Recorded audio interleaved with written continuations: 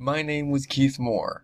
I was Irish. I grew up in Oak Grove, Minnesota. I loved cars, horror movies, and I was looking forward to my 21st birthday. But now I'm dead. Okay, I have a problem here immediately. I am never a fan of the author being already dead at the time they're writing this, especially when it's explained to the viewer, or to the reader rather, when it's explained to the reader that they are dead. I never like that. I don't think I've ever seen it used well. So, yeah, a problem already. I do appreciate that this is being told from the perspective of someone other than Jeff the Killer, someone or something outside of the third person perspective. I appreciate that. That's a good step, but then there's the whole now I'm dead thing.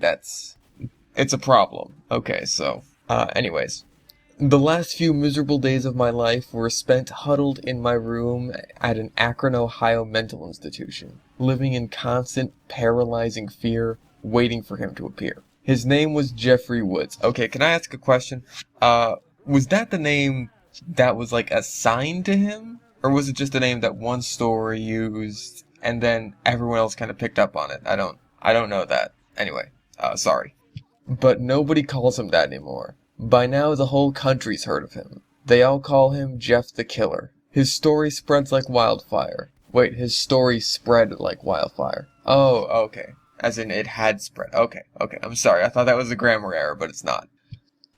What he did, the people he's killed, the news was all over it. His tale has spread around everywhere like a virus. Alright? He destroyed my life. He killed all my friends. Well, he also killed you. He'll kill again. And the worst part about all of it is that I know it's all my fault. He's a goddamn blight on the world, and he'll never go away now. The pain won't ever stop, and it's all because of me. I'm not sure how I feel about this, being written as, like, introduction, prologue, like, basically split into being chapters, because it makes it feel more like a story, and so it's a bit more immersion-breaking.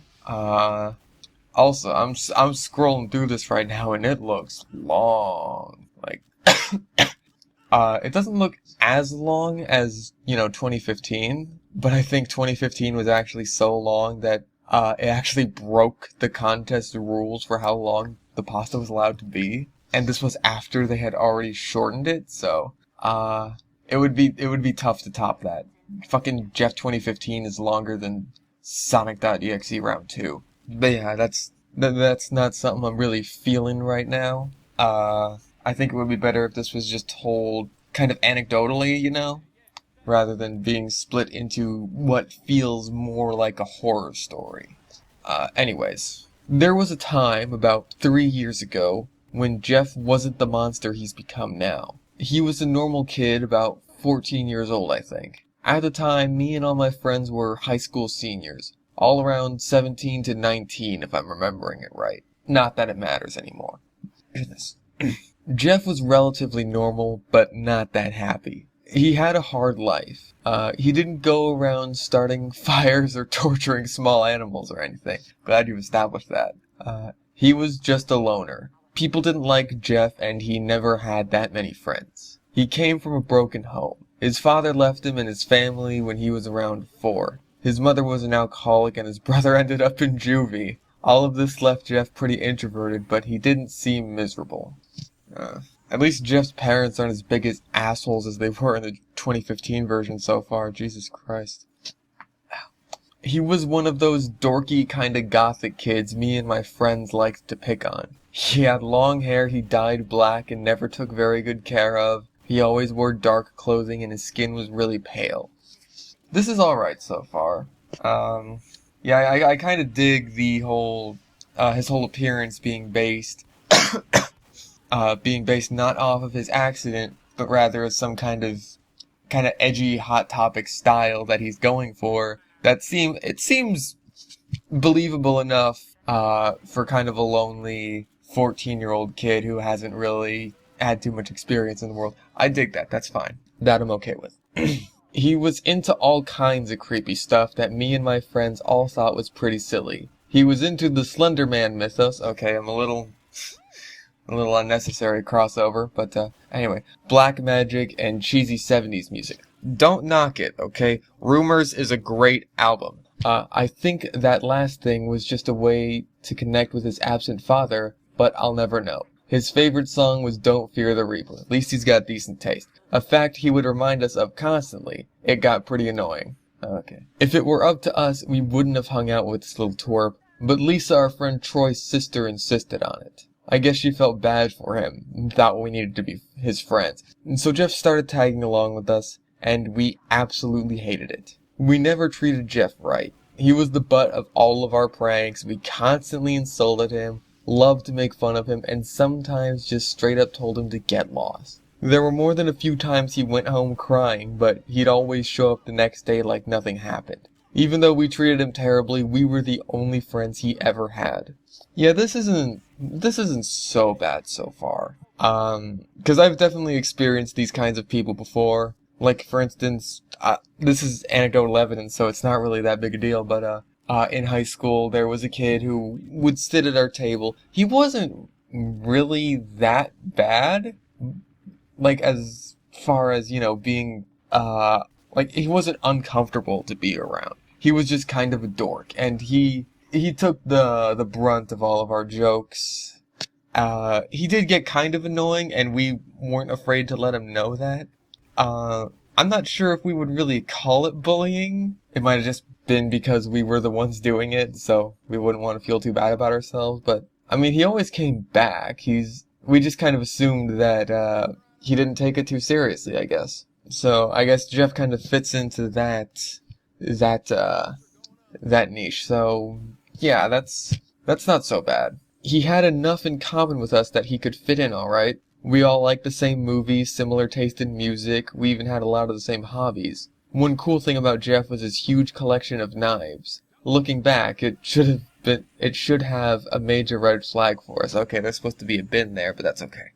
But we just thought it was awesome. His brother Lou was in jail for stabbing someone, so I guess the knives are his way of feeling close to him again. If we had spent more time focusing on the good things about him, if we had been better friends, maybe none of this would have ever happened. But we were selfish, thoughtless teenagers. We didn't care that Jeff was lonely or depressed or even that he had a hard life. He annoyed us. He made us angry. So we wanted him gone. There were even a few times we told him to kill himself. I remember Troy once told him to drink a whole thing of bleach. He probably should have said bottle, but Troy was never very articulate. Okay, that's pretty funny. That's pretty funny. I'll give you that much. So far, this story has personality up on 2015. Alright, that's pretty good. I never thought we had ever taken it too far until that day, when the Titans attacked. No, wait. We decided we finally had enough of Jeff. We were gonna get rid of him. There was a tall cliff overlooking a massive ditch. We weren't gonna hurt, or at least that wasn't our plan. Oh, I think you meant we weren't gonna hurt him. But, I think in one of your comments you mentioned something about your grammar errors. So, I think you're aware of them being in the story, so that's fine. We wanted to scare him, make him think we'd kill him if he didn't leave us alone. We were gonna dangle him over the cliff and pretend like we were gonna drop him. So one thing I have to say is, I think it would be best if you were to give a few more examples of how annoying Jeff was to kind of justify this behavior. Like, I know, in my Jeff the Killer video, I talked about how justifying the actions of a serial killer is a bad idea, because it is. But justifying the actions of bullies is a little easier. But not in the cliched, sort of sympathetic, oh, my life is so terrible at home bullies. But more like, oh, I can see where they're coming from in being a dick to that kid. You know what I mean? Like, I went through that a lot. Like, when I was a huge dork in middle school and high school, and people picked on me for that, looking back on it, I was like, okay, I see where they're coming from. I would have picked on me too. So I think if there was a little bit more of that, this whole cliff thing would be a bit better. Anyways, me and the gang were all together. Randy, Troy, and Katie. Lisa wasn't there, and I'm sure if she knew what we were doing, if she knew what we were trying to do, she'd have our heads. We picked up Jeff at his house. He never bothered to ask his mom permission, but he never had to. She was always passed on the couch after downing an entire bottle of whiskey in an afternoon or whatever. Jeff could get away with pretty much anything he wanted. He had this outdated MP3 player with him loaded up with all of that silly dad rock he liked so much. Don't knock it, okay? He dressed like he always did. Black combat boots, a pair of blue jeans, a blue Oyster Cult t-shirt, and a gray hoodie wrapped around his waist. At least it wasn't white. At least it wasn't a white hoodie. Props on that one. The combat boots, big red flag though. Big red flag. He's a Columbine sympathizer, no doubt about that. We told him we were gonna down to the lake and race boats. Not gonna say anything. It didn't matter what we said. We could have told him we were going to eat dirt and he'd tag along. He was like a dog in a way. Very excited to be with us, always very loyal and even pretty obedient. He'd eat bugs if we told him to, and had. Wait, what? He ate bugs? Okay, now we're establishing that Jeff is a bit of a weirdo. Okay, we're good now. I really do regret how we treated him, even after what he turned into, and all the horrible things he had done. When we arrived at the cliff, Jeff seemed a bit confused. We told him that there was a great view of the city from there and he just had to see it. He didn't question us. He wasn't the least bit suspicious. He put his hoodie on and practically ran out of the car to get a look. Wait a second, how old are these guys then? So if it was 4 years ago and he's like 16, so okay, that's old enough to drive. That checks out.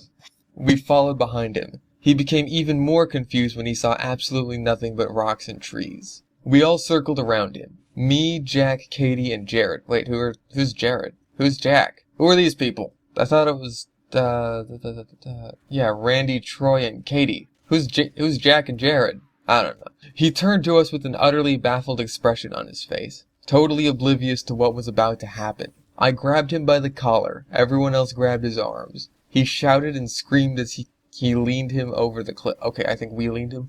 We were laughing at him, telling him we were going to drop him. He cried harder than I'd ever seen him before, and I'm ashamed to admit I was really enjoying it. It all started to fall apart when he managed to get one of his arms loose. He had a holster under his shirt with a huge butcher's knife in it. Jeff was the kind of kid crazy enough to carry one with him wherever he went. He grabbed it and started swinging it at us. He sliced my face open and I fell back in pain. Everyone was freaking and trying to stop him. Katie, scared out of her mind and operating on her lowest survival instinct, freaked out. She shoved Jeff away, just trying to get him to stop. It was an accident. She never meant to hurt him. But he stumbled back. He could regain his footing, and he fell down. Oh, I think he couldn't regain his footing. I'll never forget the scream he made when he tripped. The absolute agony and betrayal and terror in his voice as it echoed louder than anything I'd ever heard before. Before it slowly faded away and was finally silenced by that loud thud sound will haunt me forever. I feel like this is a bit of a run-on sentence. I could have used a comma in there or two, but whatever. Katie was completely broken. She fell to her knees, screamed like a banshee, and started crying so hard it seemed like her throat was about to collapse. The rest of us just stood there completely in awe. No words, no movement, nothing. Just complete and utter shock. Jared grabbed Katie and we all ran back into my car and drove away. I do appreciate that these guys, feel bad about having taken this a bit too far, even if it was just an accident. So in that aspect, it's better than 2011's whole unrepentantly evil bullies who, open fire on children. So it's definitely better in that regard. I'll never know how it happened, but no one ever found Jeff's body. He was declared missing and the authorities searched for him, but the investigation ended with no evidence. I'd say we all got lucky, but after the events that transpired years later, calling it luck is a giant misnomer. It was more like cosmic irony. A cruel joke to compound our punishment. I was the only one who ever went back to the spot. It was about a week later. I was having nightmares about the incident. None of the others would dare go near the cliff after what happened, but I had to be sure that Jeff was dead. I had to be sure it was all real. I made my way down to the trench in the middle of the night. I felt like I needed to see Jeff's body with my own eyes. I'd regret the hell out of it for the rest of my life after I did. Wait a second. So there was a police investigation, but he just goes down the cliff, like, on his own, and he finds him? Because, yeah, he finds him. So how did the police not find him? His body looked like it had begun to decay. His already pale skin had faded into a macabre shade of grayish white. His messy hair had become even more unkempt, and his legs were twisted into unnatural, inhuman positions that made it obvious they were completely shattered. His clothes were raggy and strained, completely ruined by the rain and the dirt. His eyes had these thick black rings around them that made it look like they were completely carved out. Okay, his appearance. How his appearance is presented is something I appreciate here. It's done pretty well. It's obviously not as bad as the 2011 version, but it's very difficult to be as bad as the 2011 version, and it's not as bad as 2015's, where it's not even it didn't even really try to make him resemble the Jeff the Killer in the picture. It more just basically made him Two-Face. But this is definitely trying it's definitely making him, it makes it work, I think. And I'm not just saying that because I'm not giving this story praise because, you know, you commented on my video, and I'm not trying to be mean. The way it's presented works better than in other stories that I've read. So I'll give you props for that. I'm looking for a lot of things to take apart here, and I'm sure once I've given it some thought, I might go back on some things and be like, hey, wait a second, because that's kind of the way I was for a lot of stories, including Jeff the Killer 2015. Like, when I read 2015, I was like, this isn't so bad. I mean, it wasn't great, and I probably won't read it again, but it wasn't so bad. And now, upon looking back on it, I think it's just as bad as 2011. But, we'll see about this one. So far, presentation is good, but we still have a long way to go. I approached his body slowly and carefully, trying my best not to make a noise, as if it mattered. There was no doubt in my mind he was totally dead. In just another act in a series of sincere and painful regrets, I dug around his body, looking for whatever little things he had on him to keep as mementos. Something I could always look at and remember that he's really dead. I grabbed 3 things. The MP3 player he always carried with him, a little sketchbook of drawings he made, and a picture of him and his entire family. It was the only picture of them all together, with his older brother as a toddler, Jeff as an infant, and his father still present. Looking at the picture made a pit in my stomach. Seeing Jeff's family happy and together, only to be utterly destroyed years later, made me sick with grief. I remember seeing Jeff with his sketchbook a couple dozen times. It was the only time we didn't try to mess with him because he'd be quiet and out of our way whenever he pulled that thing out. His drawings were the kind of crude, juvenile crude juvenile thing you'd expect from someone his age. He liked to draw knives, skulls, scribble little musings, write down song lyrics he liked, and even doodled a couple monsters. He was clearly a fan of Slender Man since he kept showing up more than anyone else in his drawings. I hope this isn't leading up to something. I really hope it isn't. Like, if this is leading to some kind of crossover, like some kind of Tiki-Toby situation, then, I wouldn't like that one bit. Like, if it's just something that exists in this universe, that's fine. But if it's leading to some kind of crossover, not a fan.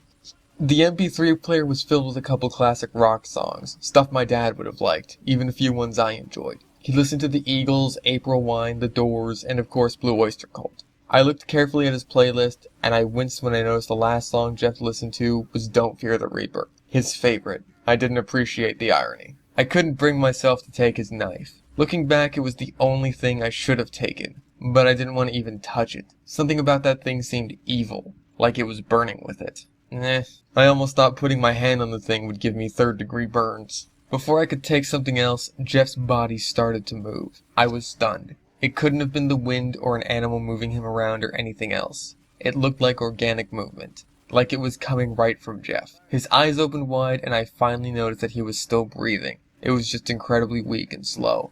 Jeff was alive. He had been completely paralyzed by the fall, but he had somehow lived for an entire week all alone down there, completely unable to move. It was easy to tell he suffered.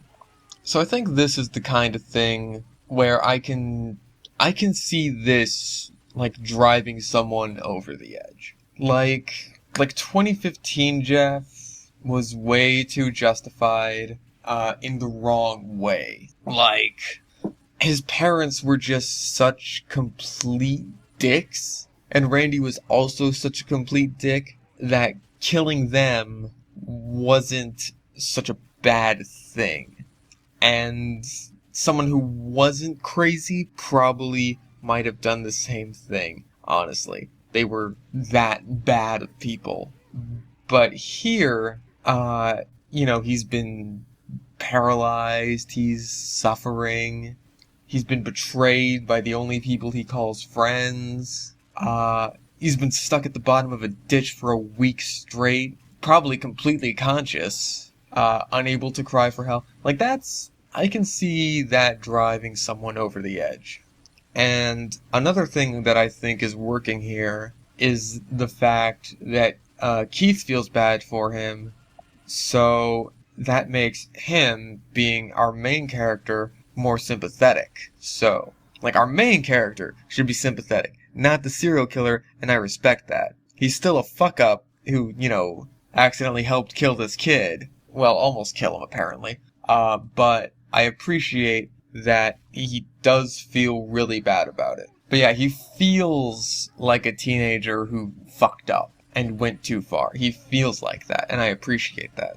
Like, so far, this is better than 2015. But again, we've still got quite a ways to go. I want to say we're a fifth of the way through, maybe? The look on his face was the worst thing I'd ever seen in my life. There was something in his eyes. Not anger, but hatred. Pure, absolute hatred. At least it doesn't describe it like syrup. What the fuck was up with that in 2015? Like nothing I'd ever seen before. He abhorred me, and I could tell if he could still move, he'd try his hardest to rip my guts out. That's when I did the worst thing I'd ever done in my life. I didn't call an ambulance or try to go get help, because I knew if people found out what we did, me and my friends would all go to jail and our lives would be ruined. Looking back on it now, that would have been way better than what actually happened to us all. Okay, again, I don't like reminding us that, that Keith dies. That our main character is already dead and he's narrating this to us from beyond the grave. I don't like that. That's a really big problem. Like, that knocks it down quite a bit because, like I mentioned in my Sonic.exe Round 2 video, it just kills tension. It destroys it. Like, yeah, it's a horror story, so you can assume that things don't turn out for the best for our main character, but there's always a sense of wonder, like, what if? Like a lot of Stephen King is like this. Like, with Cujo, or The Mist, or The Shining, at least one person gets away throughout all of that, and it's usually our main character. Like, in Cujo, it's the mom, and The Mist, it's the dad, and The Shining, it's the mom and the kid. The mom and the kid get away in Cujo the movie. The kid does end up dying in the book, but, yeah. So, there is tension. You don't know if they're gonna make it. That's where that comes from. Like, because it's horror, something could go horribly wrong. There's lots of really great examples of this, where a story will just hit you with something, and you're like, oh shit, you don't know what's gonna happen anymore. Everyone is in danger. Like, a few anime do a good job of this. Like in Madoka Magica, episode 3, when Mommy is killed, you're like, oh shit, this story has taken a turn. What is gonna happen now? Everyone's lives are in danger. Do they really want to be magical girls that badly? 'Cause she was really good at it, and now she's dead. Is anyone safe from the suffering? And they're not. Almost everyone dies. And then there's Attack on Titan, which, it's a pretty good show. I still like it. Like, when Eren dies, you're like, that was our main character. What the fuck just happened? Who's gonna be our main character now? I mean, he obviously comes back, but from that point onward, like, that was such a huge, colossal fuck-up that you're wondering, what is gonna happen? who is safe? Is anyone safe? I don't know who's safe. But in the end, they do make it out of that, and that's tension. Sorry, where was I? I covered Jeff's mouth in my hand and pinched his nose closed tight. He struggled but clearly didn't have the energy to fight. The breath slowly faded, he stopped breathing entirely, and he began to close his eyes. I pleaded with him to stop struggling, to just let it all end. I begged him with tears in my eyes, please just go to sleep. I'll be honest, I'm not really a huge fan of the go to sleep catchphrase, mostly because I just think it's weird for a serial killer to have a catchphrase. A serial killer having a calling card is fine. A catchphrase is weird. Not sure how I feel about that. It makes him feel more like a character and less like a person. So, that's just my thoughts on that. I wish people would stop shoehorning in go to sleeps just randomly. It works okay here. I appreciate that it's being used in a murderous context without Jeff just being like, oh, go to Kip. It had been 3 years since that day. I still thought about what happened every single day, but I was so sure it was over. Then came the day I knew my life was finished. This is chapter 1, by the way. Chapter 1 out of 1, 2, 3, 4, 5, 6 epilogue. Okay, so we have quite a ways to go. I was on my way to work. On a normal day, I'd walk about 5 blocks. I'd walk about 5 blocks to the coffee shop. It was nice to live so close to work that I didn't even need to buy a car. I never thought I'd ever need one. If I had one, I would have never seen him that day. At the very least, I could have run him over. Oh my. I caught a glimpse of him from far away. I was walking the neighborhood he grew up in, and I made the mistake of walking across the street from his old house. Every other house on the block was pristine and well maintained, but Jeff's old home was decayed and rotted. No one ever wanted to touch the place. It was marred by human tragedy. Everyone who lived there was dead, and the very air around it felt possessed. A chill ran up my spine just walking past it. I'd normally never go near that place, and I shouldn't have that day. But I couldn't walk away from what I thought I saw. It was far away and out of focus, but I could never mistake the sight of Jeff's corpse. It looked like he was standing there in the window looking right at me. Against my better judgment, I approached the old house and looked inside. I could have sworn I saw him. He was standing all the way in the back of the house, but I could recognize him clear as day. He looked just like he did back in the pit. The tattered clothes, the white skin, the messy hair, the black rings around his eyes, the furious, hateful look on his face. I'll never understand how, but I could make out every detail in his face perfectly. I kind of like how this is...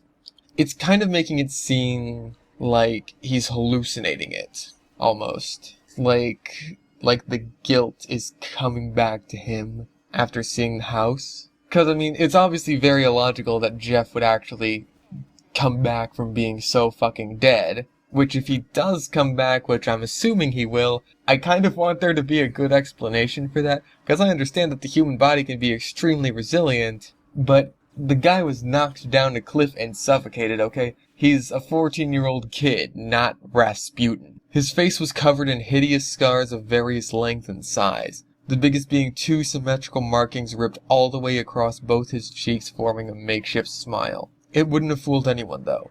Jeff wasn't happy, and 1 second looking at his nightmarish visage would have made it explicitly clear. The markings and scars looked to be self-inflicted, like Jeff was so anxious to get all the hate out he had to carve himself up. One thing that's always kind of pissed me off about the whole slashing your mouth open thing, it's never expanded upon in a more horrifying way. Like, you know what I mean?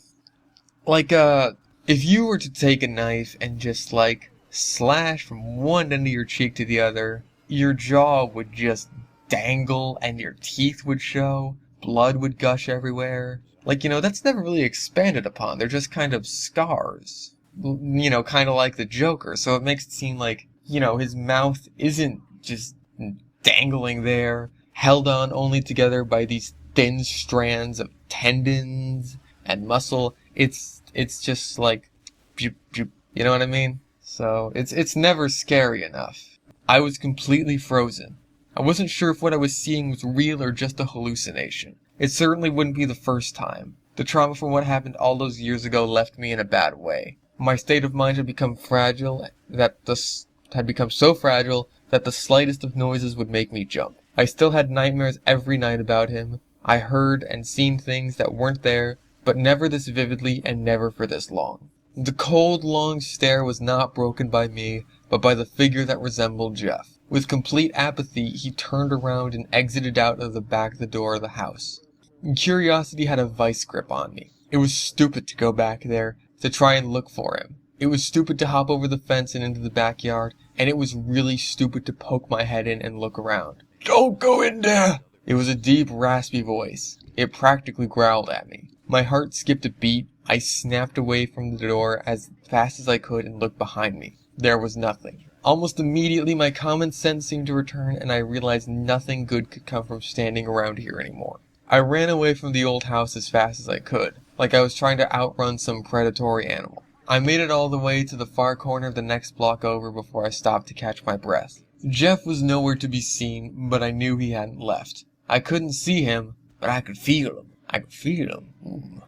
I could feel his eyes on me, like they were burning holes in my skin. He's burning for you, like the Blue Oyster Cult. I decided I couldn't leave myself open anymore. I had to take the bus to work today. I needed big metal walls to protect me from the Titans, and a huge crowd of people around me. More than anything, I needed some sense of normalcy, a clear sign that I was still in reality. I waited at the bus stop, fidgeting around and looking in every single direction, just waiting for Jeff to pop out of a bush or from behind a tree. I couldn't find him anywhere. When the bus arrived, I practically shoved two people out of the way and tossed my fare into the bucket like it was on fire. He dropped it like it was hot. I made the mistake of taking a seat by the window. Because of this, I had the misfortune of seeing Jeff one last time. Well, the window seats are the best anyway, so, it was worth it. He was staring out on the far end of the street, glaring at me, maintaining perfect eye contact with me, as if he was staring right into my soul and snatching up all the intimate little details of my life that I didn't want anyone else to see. As the bus slowly pulled away, he made an obscene gesture at me and slowly walked away. He mooned him. He wasn't frustrated because he couldn't catch me. He wasn't angry that I escaped. He was in perfect control. He was letting me leave. He was toying with me. I think you can express that better. I think you can express that Jeff is in control of the situation better. Cause having the villain be all like, I only let you escape. This is all according to my plan. It's a little cliched. It's a little cliched. The very next day, Jeff killed his first victim. A dear friend who I hadn't spoken to in years. Her murder made it all too clear that Jeff was real and he was coming for me soon. Her name was Lisa Beacon. Out of all of us, she deserves to die the least. She was always nice to Jeff, always the first to speak up when we took the teasing too far, always the quickest to defend him, and never joined in when we picked on him. This could have been established better a little earlier. I know that it was mentioned that she was the reason that they basically hung out with Jeff in the first place, but I think expanding more on her character and why she was nice to Jeff before she died might have made us feel a little worse about her death. But she was the first one he hurt. He didn't just kill her, he left her mortally wounded and disfigured. She was in the hospital's intensive care unit for 2 weeks before succumbing to her injuries. In the interim between her admission and her death, Lisa had spoken with a detective from the police department. Despite the ghastly disfigurement she was suffering from, she was somehow able to speak perfectly and recount every detail of her story vividly. She was at a party at a friend's house and had stayed too long. It was about 4 a.m. and the whole neighborhood was pitch black. Even with every street light on, you could barely see your own hand in front of your own face. Bit redundancy there. A little bit of redundancy. The first warning sign she received was the sound of a knife scraping against glass. The horrible creaking sound echoed all throughout the block. She was the only one there, all alone. She looked around but couldn't find anyone. Lisa made the unfortunate mistake of following the sound, and that was her undoing. That was how she met her undoing? Does that make sense? That was her undoing? I don't know. The sound would stop completely and start up again, even changing directions a few times. It would sometimes be frantic and rapid, and other times be slow and painful. She followed the sound all the way into the backyard of a decrepit house she had never even seen before. It wasn't Jeff's house, just a rotten building scheduled for demolition. You know, something I notice a lot in Jeff the Killer stories is his house always seems to be, sort of run down and decrepit. I think it was that way in, what was it, Jeff the Killer versus Slender Man? Was it in Jeff the Killer versus Michael Myers? And it is usually his house, I think. Sometimes it'll be other houses, but that seems to be a theme that I notice in these stories. But yeah, usually it'll be his house, like you know how Walter White's house in Breaking Bad after he gets outed as this meth dealer, like it turns into this kind of, I guess, landmark where people go to just like, oh hey dude, a meth dealer lived here, it was fucking nuts. Like it's the same way, but it's like, whoa dude, a serial killer lived here, it was messed up. Like I've noticed that. You'd think the insurance agency or the real estate agency would clean up the fucking house better. I mean, people have sold worse houses than, okay, so a serial killer lived here once, but it has 2 bathrooms and 3 bedrooms for $1,300 a month. Like, come on, you buy that house. You buy the $1,300 a month, 3 bedroom, 2 bathroom, just because a serial killer lived there. There might be a few actual skeletons in the actual closet. You buy the house. Or at least you rent it. Whatever. The awful scraping sound was the sound of a large butcher's knife lazily dragging across a dirty window. That's when she saw Jeff standing there, knife in hand. They locked eyes for a brief moment. Brief? They locked eyes for a brief moment. She barely recognized him. She had never seen him down there in the pit. She didn't even know what happened that day. Jeff? He turned around and ran right at her, knife in hand. He bared his teeth at her as his eyes expressed a kind of hatred she had never seen before in her life. Her better instincts kicked in and she ran away as fast as she could. Have you ever had one of those nightmares where you were being chased by someone and you couldn't bring yourself to run? Like you're trapped in molasses and you can't get away? It doesn't work that way in real life. You run like a wild animal. Your body starts pumping adrenaline into all of your veins and you move faster than you ever have before. But it didn't matter. None of it mattered. He was still faster than her. She never felt the knife enter her side, but the trauma of the wound caused her to fall over in a pile of her own blood. So that's something I actually really like. I like that. Because the feeling of running away from someone that you know for a fact is gonna catch you is scary. Like, even when it's just like, you know, your brother or sister and you're just playing a game of tag or something, you run the fuck away as fast as you can, because you just don't want to get caught. It's a scary feeling, and I appreciate that being implemented into the story. Laying right under a streetlight, bleeding into the gutter, oh, she's Edgar Allan Poe, she began to cough and hack as her mouth filled up with her own blood. Jeff was looming over her, gripping the knife so tightly in his hand, she swore he could have snapped the handle in two. And two. Okay. Tears ran down her face as she screamed so loud she felt like her vocal cords were about to rip apart. She called for help from anyone at all. Nobody ever came. Not a single person heard her. The entire block was completely deserted. Everyone was either long gone, sound asleep, or just too busy to care. He stopped on her chest, causing her to spit out even more blood. She looked up to him and pleaded to him for some kind of mercy. She begged him to tell her why, to give some kind of explanation. He leaned in close to her and whispered, "You don't deserve one." Well, what the fuck did she do? She didn't do nothing. She didn't do nothing. She wasn't even there. Word spread fast about what happened. It ran non-stop on every single news station. It was a glaring headline in every newspaper. "Ominous unknown killer is still at large." It was the frightened words on everyone's lips. She gave a perfect description of him. His mangled face and grayish skin, his frayed hair and tattered clothing. His? Why is his capitalized there as though he were God? Okay. His image, brutal act, and apparent connection to the missing child I had been responsible for murdering had created a folk legend akin to the Mothman or Bigfoot. I like that. I like that. I like incorporating a sort of urban legend vibe to it.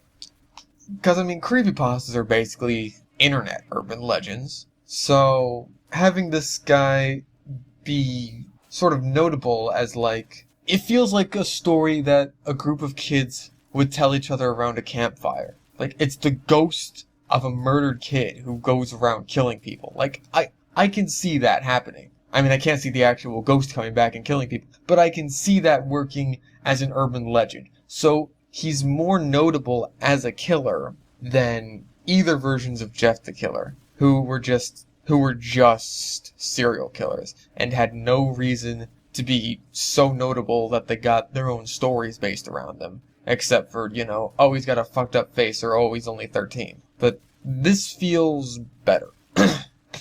Over the next few weeks, sightings of Jeff the Killer bloomed all over Oak Grove and the surrounding area.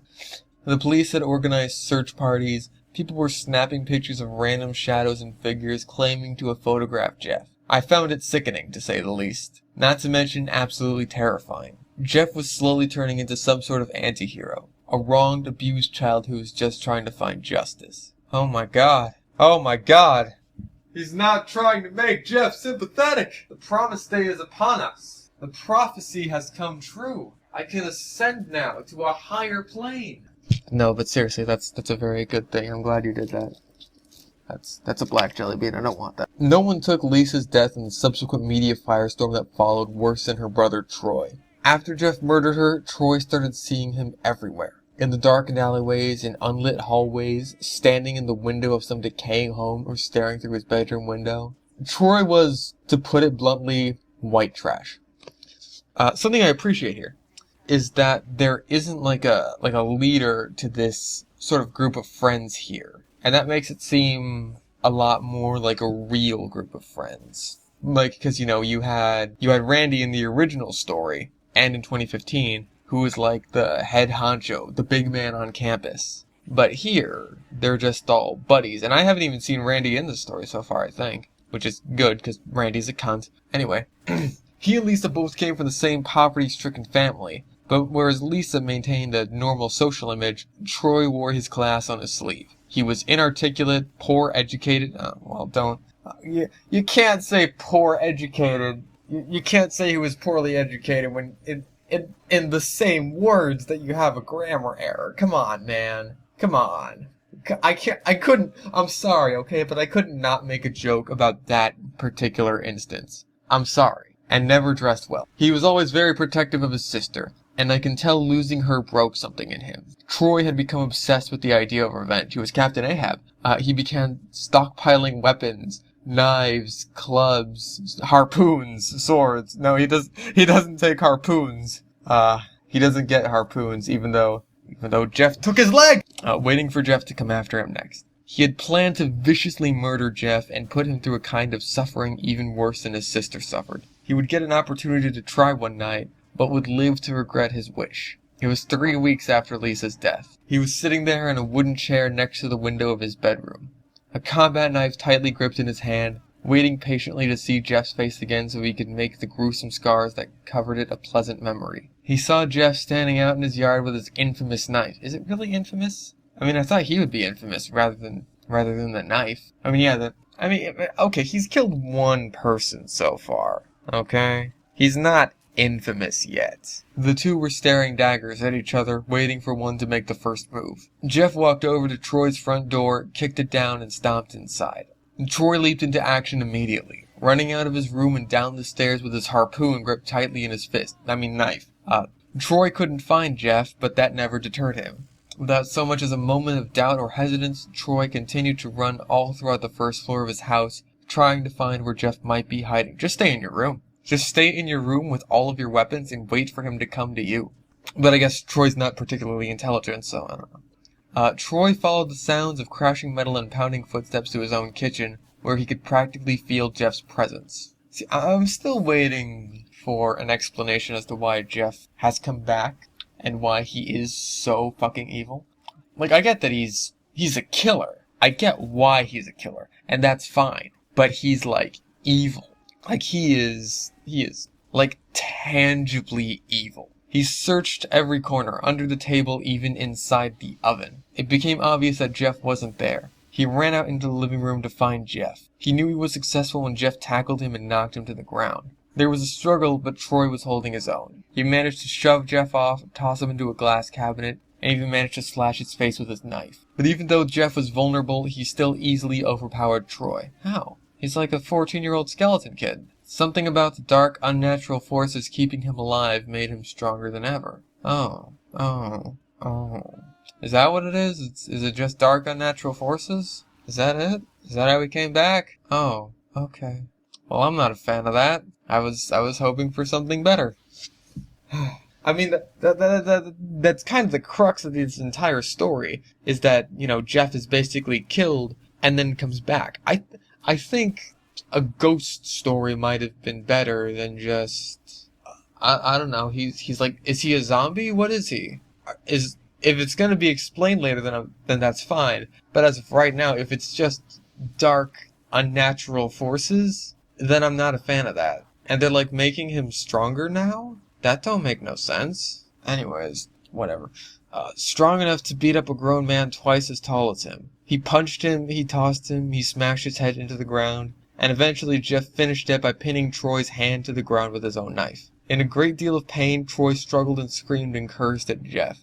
The same kind of intense rage I saw in Jeff's face had consumed Troy himself. He felt exactly what Jeff did. His anger would quickly fade into fear as Jeff walked upstairs and came back down with an entire container of bleach. The little bastard made him drink it. I'm sorry. I know. Oh my God. I know it's a horror story, but come on, that's funny. That's funny. It's too funny. I mean, it worked as a joke the one time, but now that you're trying to be serious, I'm sorry, it doesn't work. Like, the joke is just too ingrained in the whole Jeff the Killer thing. Like, you can't bring up Bleach without laughing because of Jeff the Killer, okay? I'm sorry. Chapter 4. Jeff's next victim was Randy Barge. Randy was the oldest of all of us and the most jaded. I don't think Randy's been brought up in the story so far, has he? He was easily the meanest to Jeff. The worst pranks, the meanest jokes, the nastiest little gags would always be cooked up by Randy. One time he made Jeff lick an entire sack of batteries one by one to save a drawing he made, and then ripped it up anyway. Well, what a cunt. It's not like we were any better than he was. We always joined in, we never objected, we never tried to stop him. Nobody but Lisa ever even tried. Randy's life after the incident wasn't exactly glamorous. He was the groundskeeper at a local graveyard. He lived there, totally off the grid. He hadn't seen even a second of the news, didn't even get the internet out there. He had no idea about Jeff. He could have never known the horror that was to come. Never have known is better there, anyway. Randy was used to seeing weird things at night. When you're all alone and isolated in such a strange, scary place, your mind tends to play tricks on you. You see shadow people shuffling across the walls, tall men in the trees. He's Slender Man. Ghosts floating past the headstones. Eventually it all becomes white noise. You start tuning out all the creepy things that would terrify most people.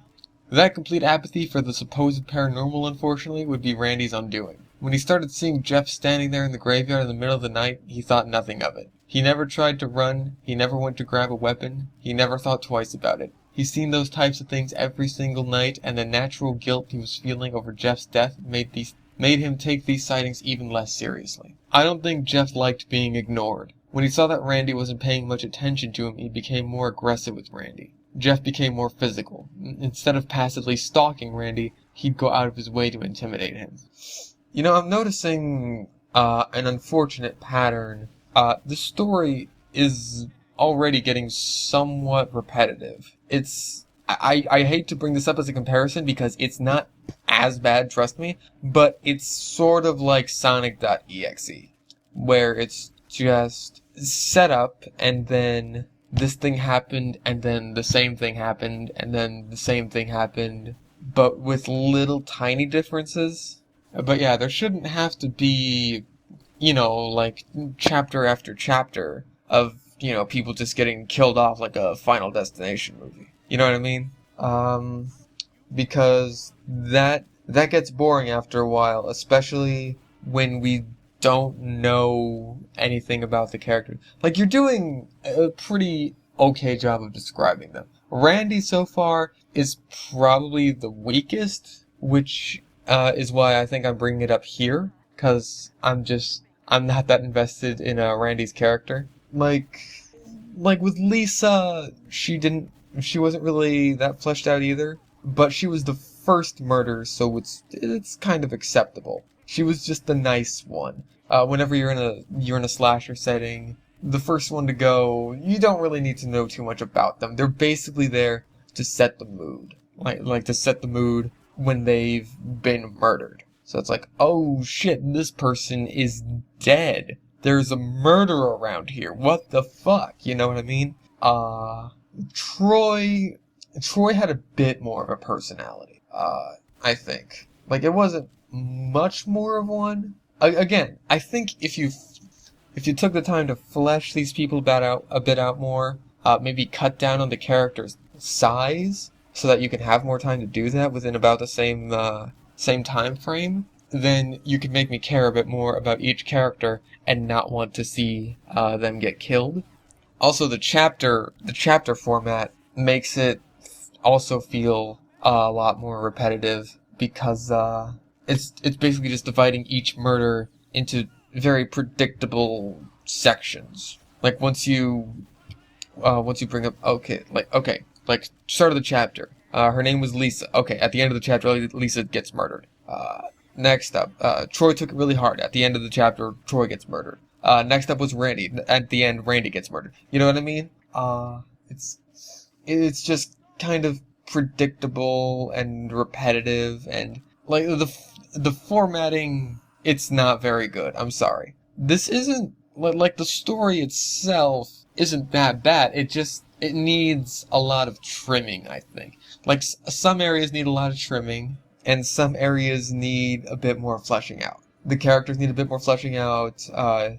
You want to see a lot more into their mindsets.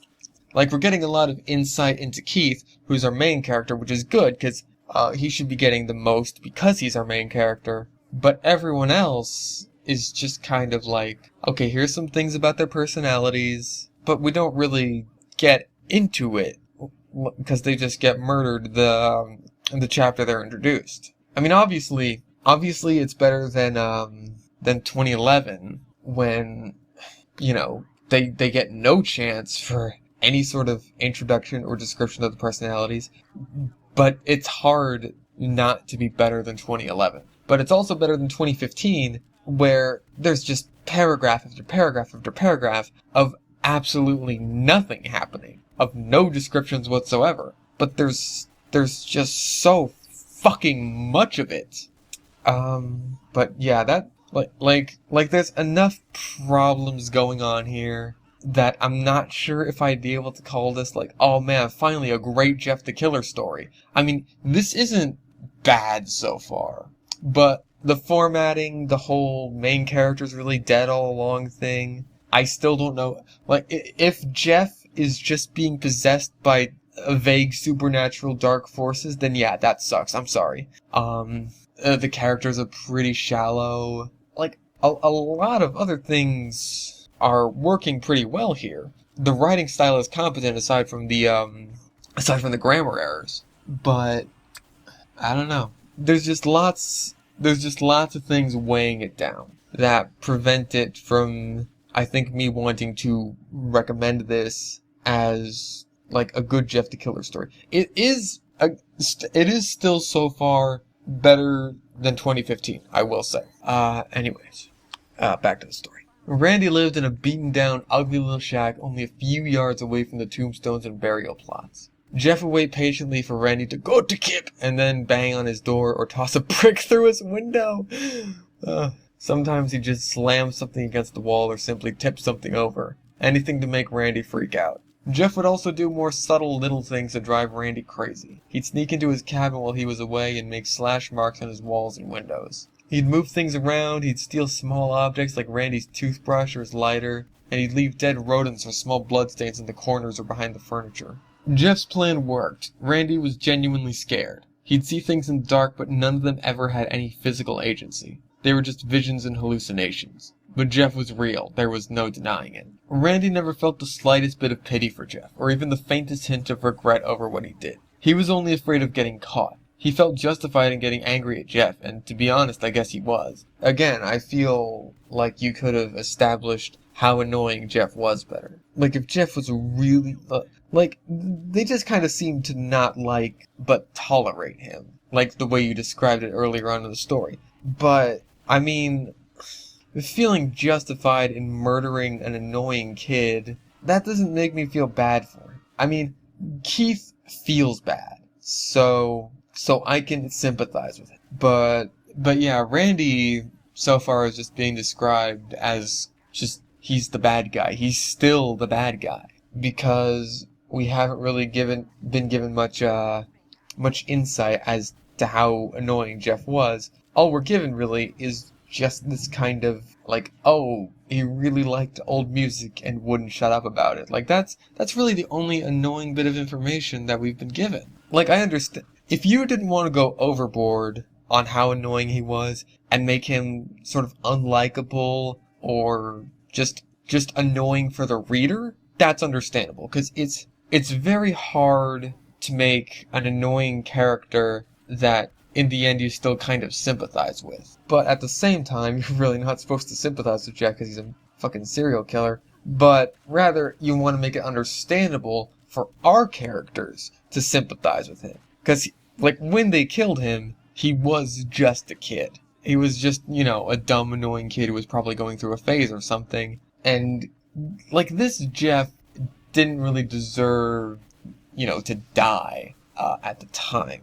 But anyway. But even with all the horrible things Jeff has done, I still don't think what Randy did next was right. He was furious at Jeff. He would stomp out of his shack and curse at him, shout at him at the top of his lungs, try to toss things back at him. None of it ever fazed Jeff, so Randy decided to do something he thought would really piss him off. This would be the worst mistake of his life. It was past midnight and the graveyard was shrouded in an ugly fog so thick you could cut it with a knife. Most of the last days of Randy's life were spent screaming at Jeff and trying to outrun him or chase him off. But today when he saw Jeff standing in the distance... Today? Shouldn't it have been like that day? Unless it occurred today in relation to our main character? I don't know. When he saw Jeff standing in the distance, all he did was smile smugly and wave. Jeff wasn't normal, but he wasn't psychic. He didn't know what Randy was doing with that large shovel draped over his shoulder. When Jeff saw Randy pierce his shovel into the dirt, he was confused. Jeff watched him for hours, single-handedly digging 6 feet into the wet, muddy ground. Jeff watched as Randy grabbed a hold of the heavy coffin and struggled to pull it up to the surface. Jeff figured out Randy's motivations when the coffin door swung open and he saw the body. He recognized the person the rotting corpse used to be, even after years of decay. It had been years, but you never forget your own mother's face. Well, that's fucked up. I don't know what Jeff was planning to do with Randy. Maybe he was going to mess with his head a little while and then kill him quick and painfully. But any plans Jeff might have had gone right out the window at the moment Randy defiled his mother's grave. Randy unzipped his fly and began to piss all over her dead body. Oh my god. I think this story might be too funny for its own good. Like in an intentional way. I feel like these are intentional jokes. Like sometimes in horror a bit of levity is a good thing. I appreciate a good moment of levity in horror, but it's usually before things start to go really wrong. Like for instance, Tribe 12 does this a lot. Like in the video where he goes to see the Order, right? He's just like, you can oversee my ass walking away. And it's just like, yeah, that's a funny line. Or like in the live stream incident where he's like, he doesn't deserve the sweaty nipples off my back. Like Tribe 12 has a lot of little funny moments in there, but they come before the horror.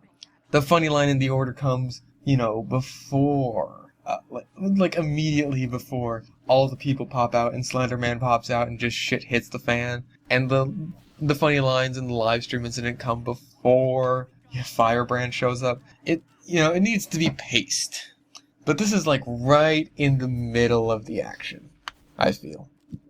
I don't know what he expected to happen. Randy was a nasty, cruel person without much foresight. I guess he thought if he could hurt Jeff, he'd win, no matter what Jeff did to him next. Randy was so smug, laughing his lungs out and swearing as he mocked Jeff and boasted about what he'd done. Okay, so I have a question. How does Keith know about this? Like, how does Keith know all the little details? Because after, like it doesn't seem like anyone else is around here, right? Like, it's an empty graveyard.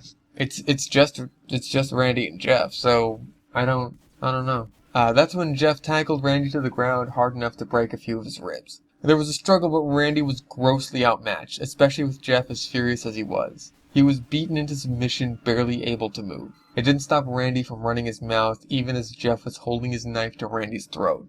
Jeff had Randy pinned to the ground and, well, I'm not gonna say what happened next, but if you were a psychotic killer who was furious at someone and their fly was open, well, you can probably figure out what Jeff did with that knife. Wow, that's genital mutilation. That's not what I expected from a Jeff the Killer story, if I'm being perfectly honest. Randy let out the most horrible scream he ever had in his life, feeling the worst he could possibly imagine. He thought it couldn't get any worse, but in just a few mere minutes, he'd envy the pain he was feeling right now.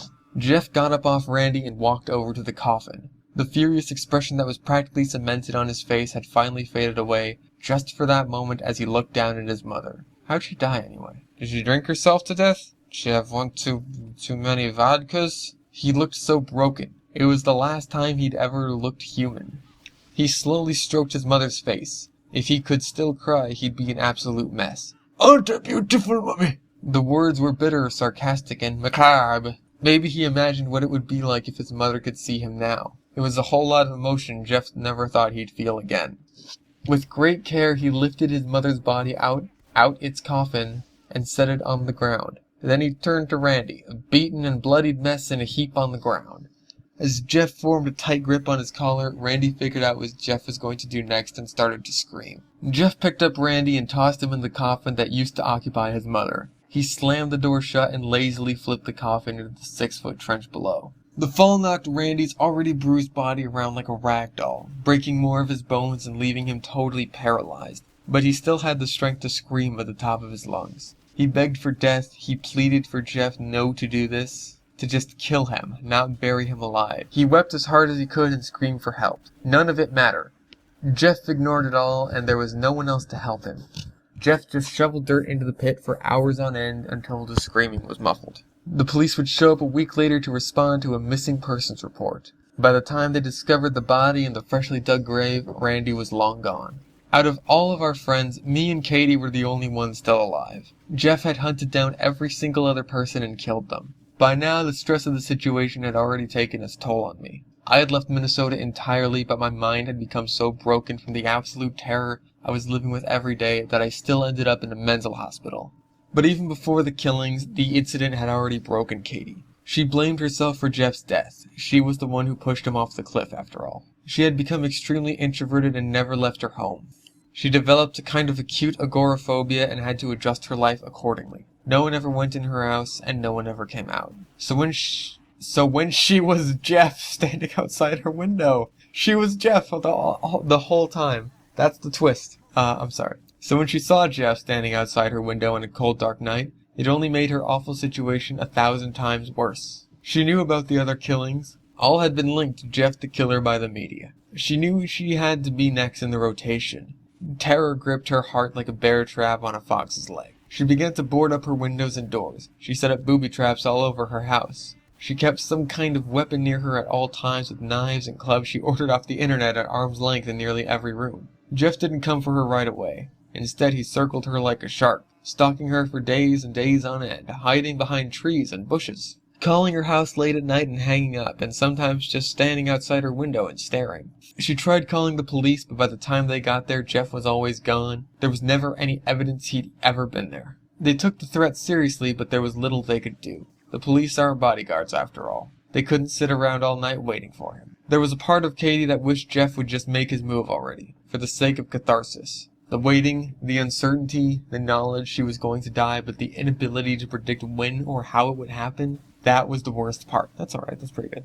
Jeff wouldn't come for her until 6 weeks had already passed. She barely got any sleep. She wanted to be ready for whatever came next when it happened. So when she heard a loud banging noise coming from her basement in the middle of the night, she was already awake and prepared. Right under her bed, she kept a baseball with a cluster of nails sticking out of it. It was hard for her to lift the thing because it was so heavy and she couldn't swing it all that hard, but it could still tear someone apart. She grabbed her weapon and rushed out of bed. Katie wasn't a violent person. She hadn't been in a real fight her whole life, but she wanted this nightmare to end and she was out of options. She rushed downstairs, determined to face Jeff and put an end to his rampage. As she stood at the top of the basement stairs, Jeff was nowhere to be seen. He was already in her home and he was toying with her. But Katie wasn't daunted. She had lived in fear for far too long, and now that it was here, she wasn't going to cower and hide away anymore. She gritted her teeth and ran upstairs. The sudden loud sound of metal clamping and a deep, angry growl coming from the second floor let her know that Jeff had fallen into one of her traps. She sped upstairs, ready to catch him with his pants down. Oh my. Oh my. Oh my. She finally found Jeff, struggling to remove the bear trap from his bloodied leg. It's like Home Alone. This is a bit like Home Alone. Like I said, Jeff had a lot of bizarre new strength, but he wasn't invulnerable. Where does the strength come from, though? Why is he alive? Like, there's only the next chapter and then the epilogue after this. He ripped the trap off his leg hard enough to snap it in two, and wasted no time charging towards her. But Katie was a bit more clever than Jeff had anticipated. As he lunged at her, she jumped out of the way, sending Jeff rocketing face first down the stairs and falling clumsily. This is Home Alone! This is exactly like Home Alone. She just matadored him.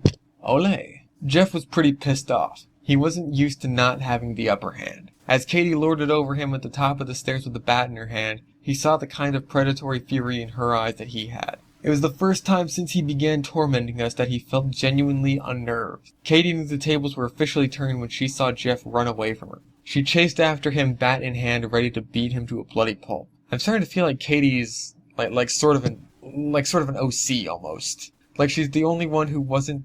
Her and Lisa are the only ones who weren't in the original Jeff the Killer story, and Katie's just like the one who's all, aha! I am the stronger of the Jeff Killer. I unbeat you now. She chased Jeff downstairs into the living room. Jeff ran into another trap when he set off a tripwire spread out across the entrance of the kitchen, setting a set of saw blades falling down. What? Two of them missed, but one hit Jeff in the shoulder, causing him to reel in pain. This is like Batman with prep time levels of shit going on here. God damn. Yeah, I'm sorry, but the story is taking a somewhat unrealistic turn, which I know is bizarre considering it's about a kid who comes back from, the dead. Somehow. I'd like for that to be explained. Jeff turned to find Katie had caught up with him, and with all her might she smashed him with her bat as hard as she could, causing the bat to break and Jeff to fall over. Katie slowly backed away, waiting to see if Jeff was still moving. He sluggishly rose up, battered and covered in his own blood. Nails and wood splinters stuck out all over the left side of Jeff's upper body, arm, and face. He sneered at Katie as hard as he possibly could and rushed right at her. Katie turned around and tried to run away, but Jeff managed to quickly catch up her. He slashed his knife across her leg, making a large gash in her thigh. But it didn't slow her down. She was able to flee upstairs like a bat out of hell. Jeff let her get a head start. He must have been toying with her. I guess he wanted to prolong her suffering. Dude, he's on the receiving end of almost all of this abuse. She was completely out of sight, nowhere to be seen. Jeff stomped up the stairs, but Katie was utterly absent. There's a good chance Jeff began to regret letting her run away, and he probably thought she escaped. He checked every room on the second floor, making a very careful effort to avoid the various booby traps that Katie had set up. He checked the bathroom, the sewing room? There are rooms for sewing? Okay. And the empty room she used for storage. There wasn't a single sign of her anywhere. Even her bedroom was totally empty. Well, obviously, it's the first thing you'd expect to hide. The only clue to her location was the bay window across the room from Katie's bed. It had been shattered, presumably with a desk chair or some other large object. It was clear that she was long gone. Jeff walked over to the shattered window and gazed out to the front yard. Like some kind of predatory animal, he searched for tracks or disturbed soil. Any kind of sign of her passing. There was nothing. Like her feet never even touched the ground. Oh, she jumped out the window, and with luck she landed in the sky. His theory was confirmed when he heard Katie calling for him. Jeff turned around and found out the hard way that the baseball bat wasn't the only weapon Katie had stashed away. She also had a 12-gauge double-barreled shotgun, and right now it was aimed squarely at Jeff. See, he shouldn't have waited so long. The way you get guns, you gotta make the purchase, but then you have to wait a while. Isn't that how it works? There's a 2-week waiting period, isn't there? Something like that. And he waited 6 weeks? She pulled the trigger and the thunderous roar of the gun firing shook the whole house. Katie's aim was perfect. She hit Jeff square in the chest. Well, if her aim was perfect, she would have blown his fucking head off, causing him to reel in pain and let out a horrible, almost demonic-sounding scream of pain. She fired again, and the blast knocked Jeff to over. It knocked him all the way to over. Holy shit. sending him hurtling out the window as he screamed in pain. The loud yell was the worst sound Katie had ever heard in her life, and it was punctuated with a loud thud as Jeff hit the ground, silencing him. She dropped her gun and ran to the window. She looked down at her yard and saw Jeff's limp body laying there, twisted and mangled and soaking in a pool of his own blood. It was clear. Jeff was dead. It was finally over. Well, clearly not, because there's still a chapter 6 and an epilogue, and Keith has to die, so. She loosened her grip on the gun and let it fall to the ground. She fell to her knees and cried her eyes out. She was filled with so many horrible emotions all at once. Guilt, fear, grief, sorrow, everything washed over her all at once in a terrible climactic crescendo. She couldn't believe she had killed a child. Certainly whatever iniquitous force had brought him to life had long since erased any parts of him that were still human, but it didn't change the way she felt. That was the way she remembered him. With the horror finally over, it was time to pick up the pieces and live her life once again. She had to collect Jeff's body and dispose of it. She was sure the police would never believe her story, and there was no way to explain it. Even with the media circus surrounding Jeff, a dead child on your front lawn isn't something you could just brush off, she thought. But when she exited out the front door and looked to her yard, her heart sank when she realized he was gone. Isn't this the ending to Halloween? That's like the exact ending to Halloween. Oh, the killer's been knocked out the window. He's finally dead. Do-do-do-do-do-do-do-do-do-do-do-do-do-do. The spot where he fell was still covered in blood, and dead brown grass formed a seamless silhouette on where he landed. What? His body killed the grass? Is that what happened? Or was the grass already dead? Absolute terror gripped her heart as it could and refused to let go. She began hyperventilating and prepared to run back into her home. Just as she turned around, she saw Jeff standing there, covered in blood and bruises, looking barely alive.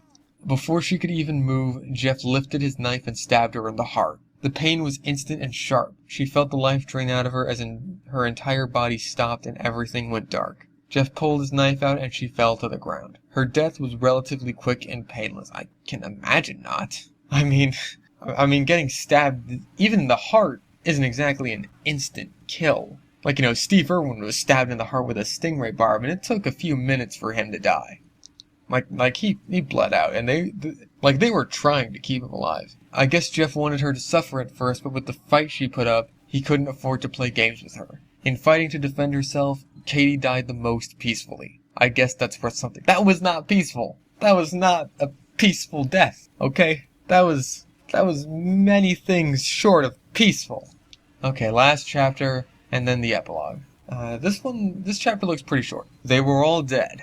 Every single one of them. Lisa, Troy, Randy, and Katie. I was the only one left, and I would be the last one to die. Why, though? Why is Keith the last one to die? He seems to be, honestly, one of the people who is the least involved. Like, was he the one who came up with the idea of pushing Jeff off the cliff? I don't know. And knowing that filled me with the kind of powerful dread no one should ever have to live with. I started seeing Jeff again, just like all the others had. I knew my last days were upon me when I looked out my bedroom window and saw him standing there, gazing at me the same way he did exactly 3 months ago that very day.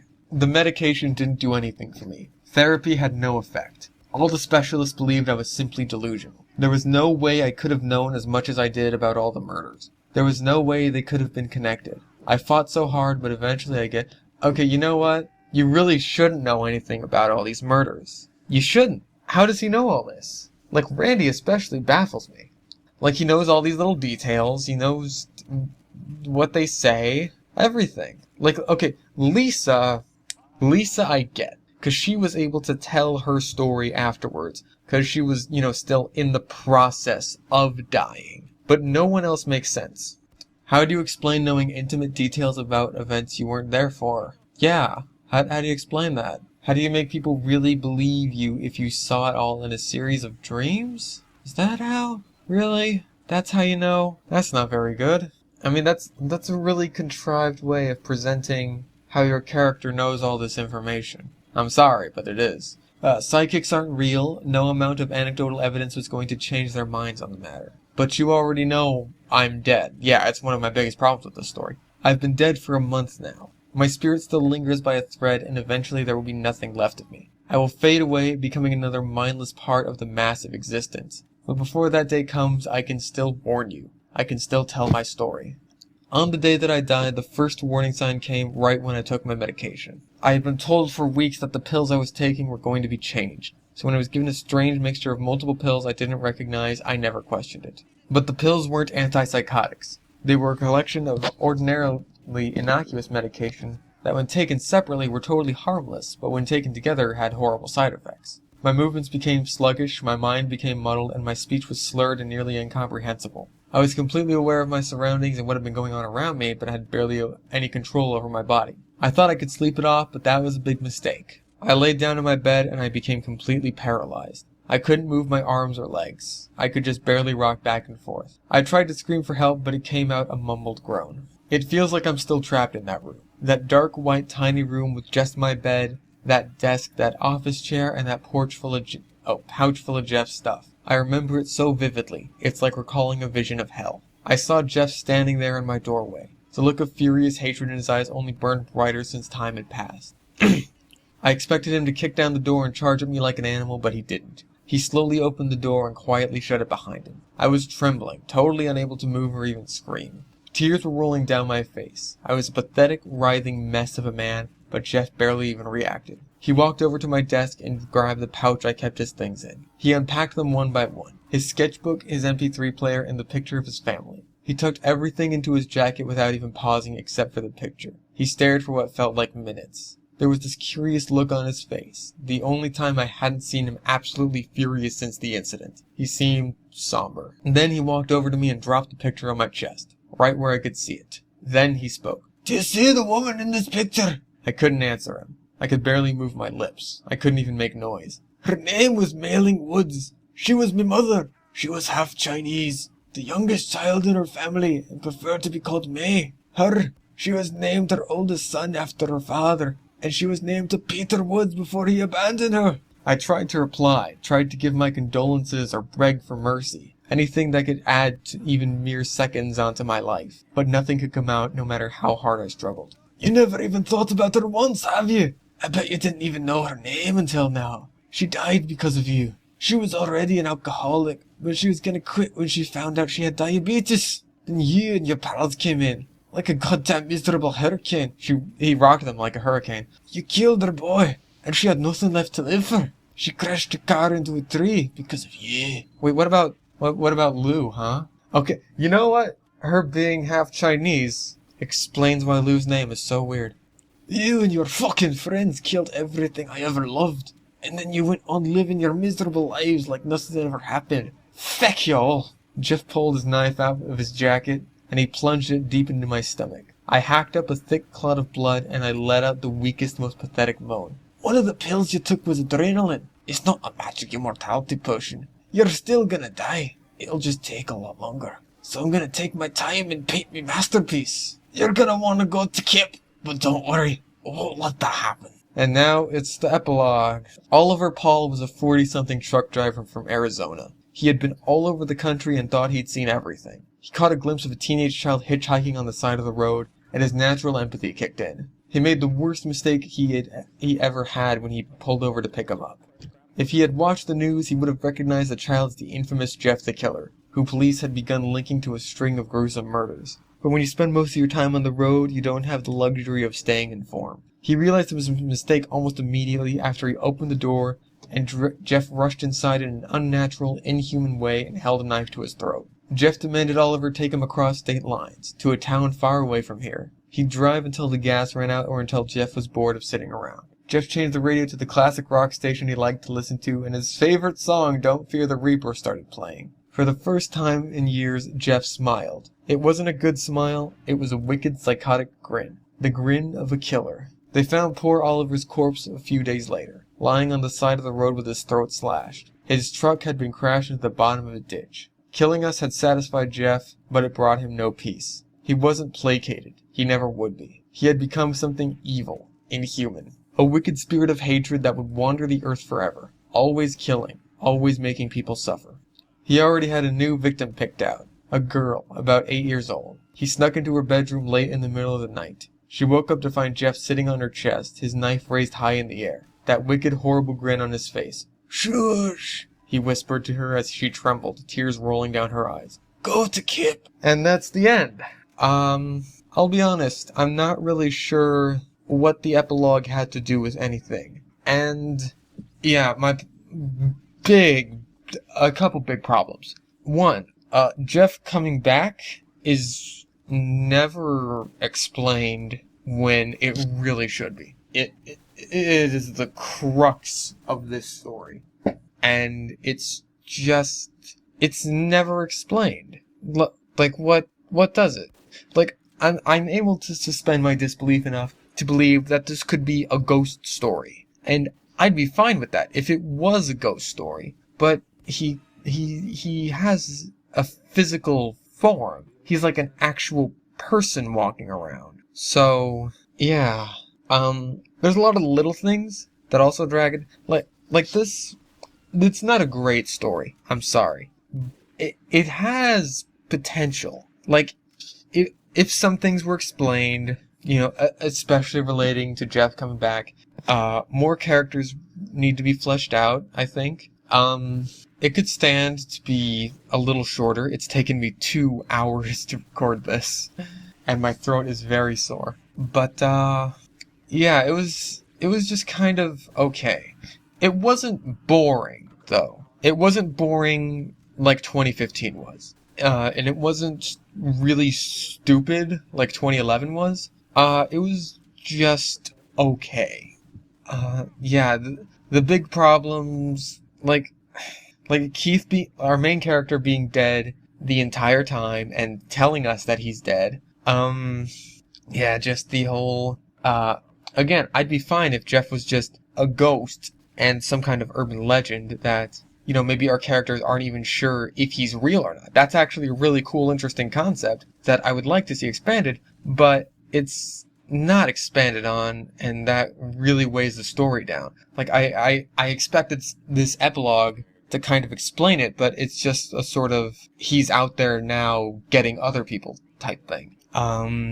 Yeah. It definitely had potential, but, as more happened, it just kind of fizzled out. I'm not sure if I would call it bad. Like, I'm not sure if it, like, maybe. I don't know. Yeah. Yeah, at best, it's okay. But, as far as things like writing style goes, that's fine. It wasn't, like, stupid like Jeff the Killer or uncomfortable like Sonic.exe. Or boring like 2015. It was decent. It was decently written, with the exception of the grammatical errors, which you are aware of.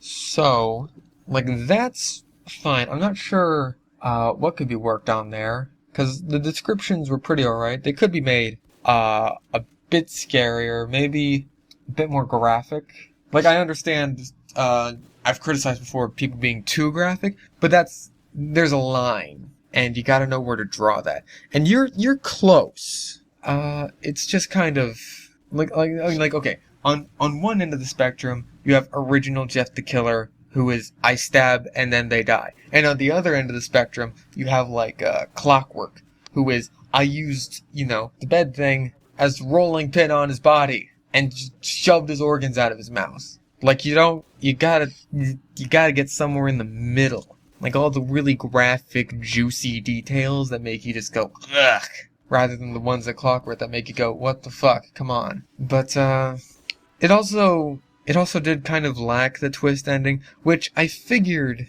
by adding in the element of Jeff, having come back from the dead, pretty much, I figured, oh shit, this story might actually have a twist ending that explains that. And it might be really good. But no, it didn't happen. It could have happened, though, and I would like to see something like that happen. Like this, it has potential. Like, it's something I had never considered before. It works, it works with his appearance, with his character motivations. Like, Jeff, for the most part, is working here. But a lot of the other elements around here, bring it down. Like, really, a few of the elements here, I do think it's better than 2015. I do think it's better than 2015, but 2015 is really fucking bad. But again, the really big elements that weigh it down, they weigh it down a lot. So, Yeah. It's it's just okay. If you went further with the potential that it did have, it would be good. It would be good. I think it has potential to be a good pasta. If you were to, maybe switch a few things around, rewrite it, go for it again, absolutely. I think this could be good. But yeah, those are my thoughts on Jeff the Killer one by one.